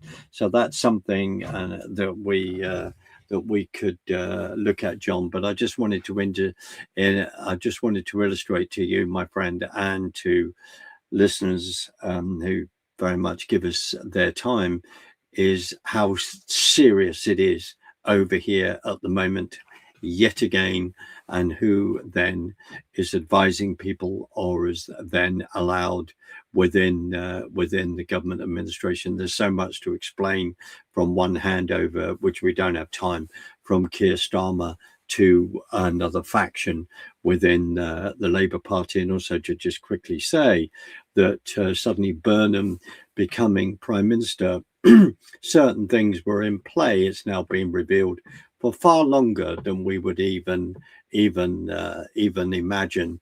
But for those of us that are trying to pay attention, not because we are being clever, but just to say this, that if you want to create a one world government system, as the Bible talks about, then each individual country will have to come to that point. And each individual country, in my humble opinion, is attacked in a different in many different ways. And I just draw, friends in the States, draw you to what is happening again within your country, especially in regard to Islam, and where that's playing out in Texas, Dearborn, Michigan, and elsewhere. And then we have to look at the European Union, other countries, and how that is playing out. John's already showed us the comments from Islamophobia from Australia. Just finally, when you have got people like Hayden Monroe, who were with Jacinda Ardern, as someone who reported on this, whose name, sorry, has just gone, the fact, I think it's Connor Tomlinson, would talk about the fact that of collectivism, the way that these people with a collectivist social mindset who are giving advice will move from one government to another, it seems, So there we go. Okay. Yeah, and this will have a big impact too, I think, on the negotiations that are kind of underway with regard to the Board of Peace in Gaza, and Tony Blair being directly involved in that, and how, you know, they're talking about negotiating with Hamas. And this is my problem: is you can't negotiate with Hamas. No, you have to defeat them, just like you can't negotiate with the Iranian regime, because I think it was David Wormser this week, is Iran doesn't want a deal, they want a negotiation. And I think that sort of summarizes everything. So a couple more things. We talk a lot about Turkey. I have a thing on Turkey, and then I have a thing about Israel that we'll finish up with. So this first thing that I want to do with regard to Turkey is there was this interesting, I'm going to turn the sound down on this. So this is Esra Alabayek, who is a PhD sociologist in Turkey. She is the daughter of President Erdogan. And she was speaking, this is from about 2 months ago, May 10, 11 or so, in Istanbul, Constantinople, maybe we should call it. And it was called the World Decolonization Forum. And this is kind of interesting. It says this is a think tank. Greg Roman at Middle East Forum has done a good job looking at about 21 anti-American think tanks. I would say this think tank, I don't think was in Greg's report, but it is a think tank that people need to be aware of, because it's not an anti-American think tank, it's an anti-world think tank. And this is what this organization called Restore Canada, which is a very pro-Canadian nationalist, stop this invasion that's coming from Islamic areas. And so it says she spoke about their endeavor to decolonize the West. And this is ironic because the Turks completely colonized the Anatolia Peninsula. They took over. They kicked the Greeks out. They took over. They took over Constantinople, renamed it Istanbul, and then 6 years ago, in fact, this was the 6-year anniversary of Erdogan turning Hagia Sophia, the largest church ever built in Christianity, back into a mosque. And so, for her, as the daughter of the president of the colonizing Turks, to stand there and say, "We want to decolonize the West," is it sort of sets off all your irony alarms. And she says the first phase of their plan, as she says, is not within the political realm, but in the realm of knowledge and thought. This is Mamdani's technique. This is the Red-Green Alliance technique. Then this post from Restore Canada says their alliance is not advocating for a world without the West. Rather, there is an open invitation for the West to accept its own decolonization.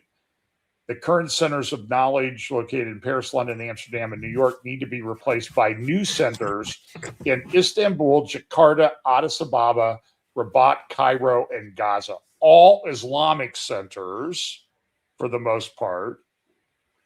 And they don't want to decolonize the West. They want to Islamicize the West. Mark, any comments? The only comment I can make is the fact that, as you've just said, they want to completely Islamify the Islamification of the West. People, I've said it twice, 3 times, get to know your history, get to know what we are dealing with. At the end of the day, there is only one way, and that is Jesus. And these people need Jesus. And they need to know Jesus as their Lord and Savior as much as everyone else. So there is only one way, as much as that's completely unpopular to a collectivist socialist mindset. They are being very, very emboldened. They didn't talk about the Armenian genocide there at all, did they, John, in that particular speech, as you quite rightly raised what had gone on in there. And also she didn't talk about the Turkey, the greater Turkey in regard to the present what's happened in Syria and Al Shawad or Gilani or the leader of Syria. So they didn't mention that either, or Trump's tweet of, as you've quoted so many times, John, I noticed what you did, Erdogan. So there we go. They didn't mention that, did they? Or did I miss that? No, I don't. It's very interesting. I mean, we see this push by Turkey to be involved in anything. They were a little bit quiet this week, but everybody they talk about, and they're the one. And I know we have this dispute in our community over Gog, Magog, and all this other thing. I think it's Turkey. I think Turkey's the lead. Others think it's Russia. That's fine. When it happens, we'll know, right? So I'm not saying that Russia won't be involved, but we see the rise of Turkey pretty dramatically. And I think whatever we've gone through with Iran on nuclear issues and that type of thing is going to be compressed with Turkey. And now I think with Saudi Arabia also with this nuclear deal, although I don't know if I'll give you an example. So Trump went to Turkey for the NATO meeting and he said, F-35s going to Turkey.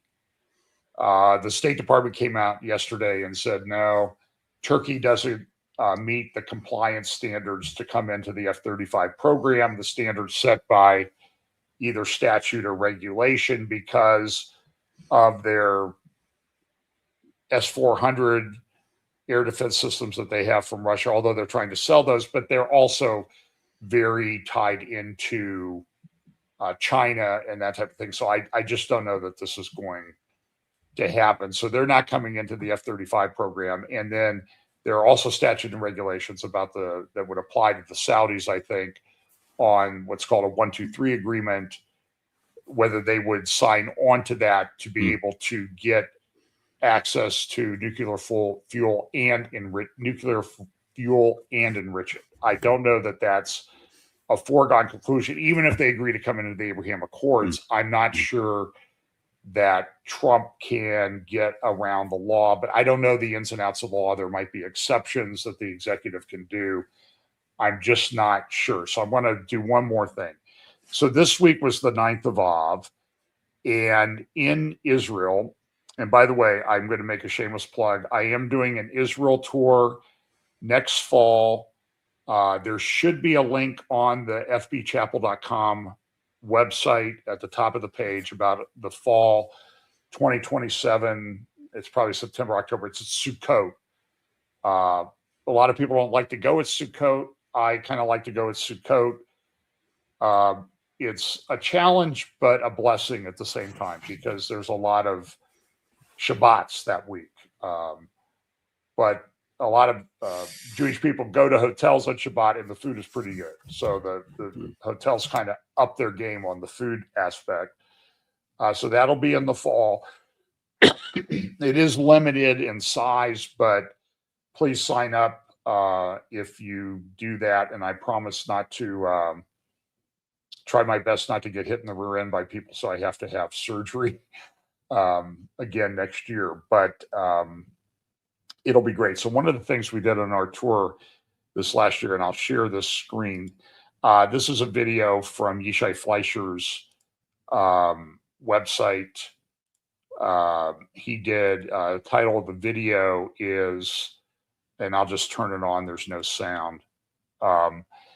These are Solomon's pools. These are located between Efrat, which is a Jewish community in the Judean hills south of Jerusalem, about halfway between Jerusalem and Hebron, and then the south part of Bethlehem.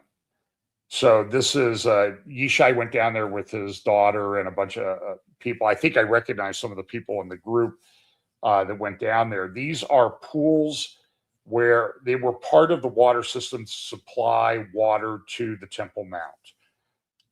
Aqueducts flowed from there to the Temple Mount, not to the city of David, but to the Temple of Mount to supply the water needed for the temple. There's cisterns all over the Temple Mount. There's mikvahs, but these, I mean, you can see the size of these pools, and you'll see here, Yishai is going to be interviewing a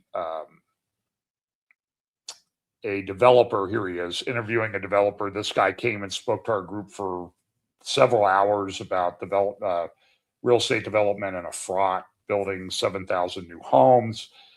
And we met him. We weren't able to go down to the thing here. This is a Jewish site of water for the Jewish temple in Jerusalem. And they had to go in there with an armed IDF escort, because on the one side of where they are up the hill is the south part of Bethlehem. On the other side is Efrat, and these sit in the valley in between. And we were in Efrat last year.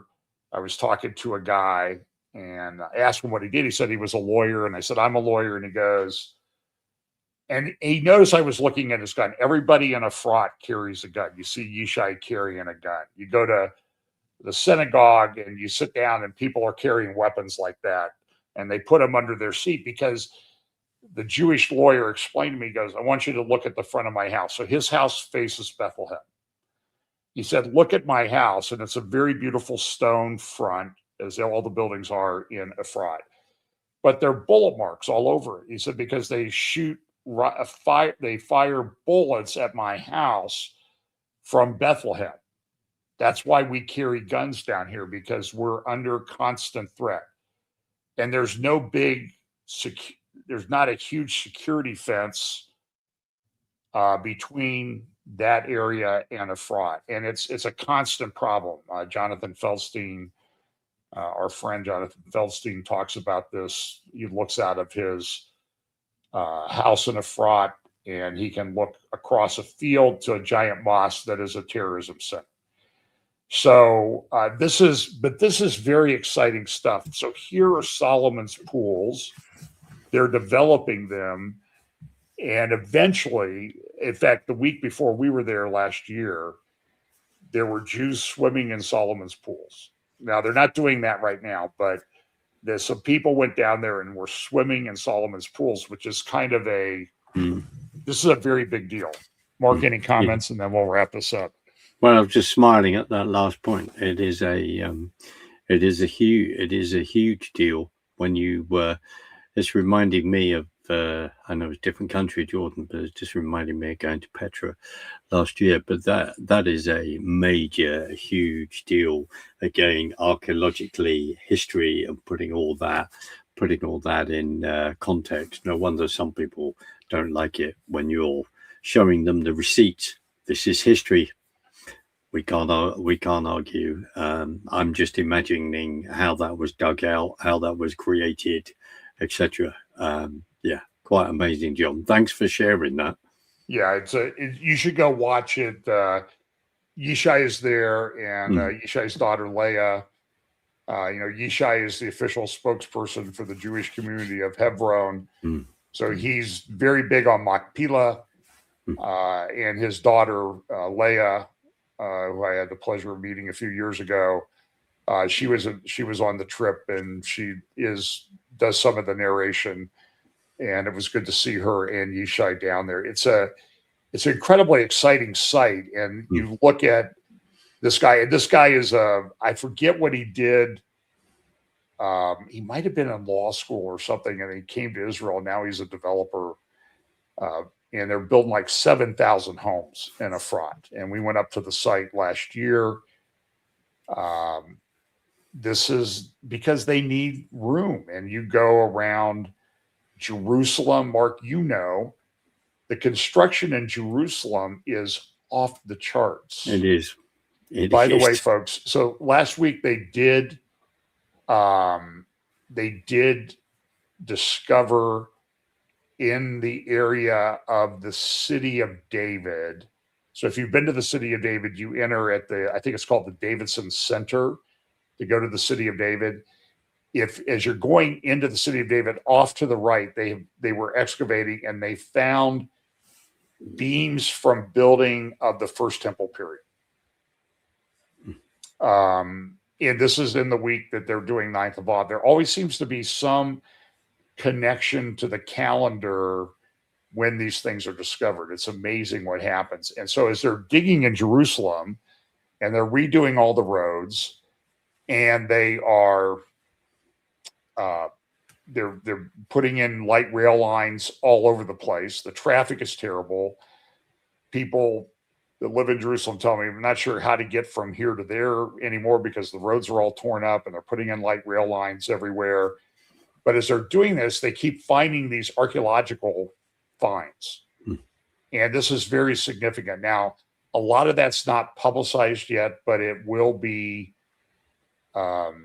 You'll just watch the archaeological reports coming out of Israel. I think I'm going to do a live thing with Joel Blackford on early August, maybe August 5th, with Scott Stripling, who's an archaeologist, has done a lot of excavation at Shiloh. So I'll be participating in that. Anyway, Mark, any final thoughts, and then we'll wrap this up. His final thought is it's just been great to be with you, and it's been great to be with you over the last few weeks, and just praying for your recovery so you can get back in the church and present this after the service in the way that you have done for many years. So yeah, just keep John and dear Pam in your prayers. It's important, and praise God that the stair lift works. We don't need any more aggravations like that. John doesn't need it, and nor does Pam. So pray for my wife. It's been hard on her. I mean, it really has been. It's not easy. So we need him, both of them, up and running 100% health wise as well. So it does help that I'm such a patient. Well, she would be laughing if she heard me say that. Yeah. So. I'm not going to make any comment along those lines. The other day she said, "Can I get you anything?" And I said, "Yeah, time machine. Either move me back 5 months or forward 6 months." Well, the other thing is, I'm not going to go into it, but people just when these things happen, there is so many things to organize and deal with, and paperwork and all the rest. So just bear all of that in your prayers as well. And again, I just urge people, go and do your own research. Don't accept what we say. Go and do your research. So you're in a position to be informed, because as you come across people who don't know Jesus as their Lord and Savior, they're going to say, what is going on in the world? And it gives you an opportunity to explain and then steer them into preaching the gospel to them. So I just say that. Thanks, okay. John. Okay, everybody, thank you for joining. I appreciate it. I'll be back doing regular updates in the traditional style, I guess, on, I think, August 6th. The first, August 9th, I think the first Sunday in August. And so I think I'll be able to navigate. I'll be wearing one of those big, ugly boots, but I think I should be able to do that. I'll also be preaching in September. I'll also be at Rock Harbor Church in Bakersfield, California, September 13th. I'll be doing all 3 services that day. So if you want to come down and see us, that would be great. Thank you for watching, moderators. Again, thank you for the great work that you do, everybody. Thank you. I think everybody was behaving today. It's always a blessing. Thanks for watching. Like, share, subscribe. And I will see you Wednesday night for the next Prophecy Roundtable on technocracy, transhumanism, AI, Mark of the Beast technology. Thank you, everybody. Mark, I'll say goodbye on the other side. Thank you, everybody.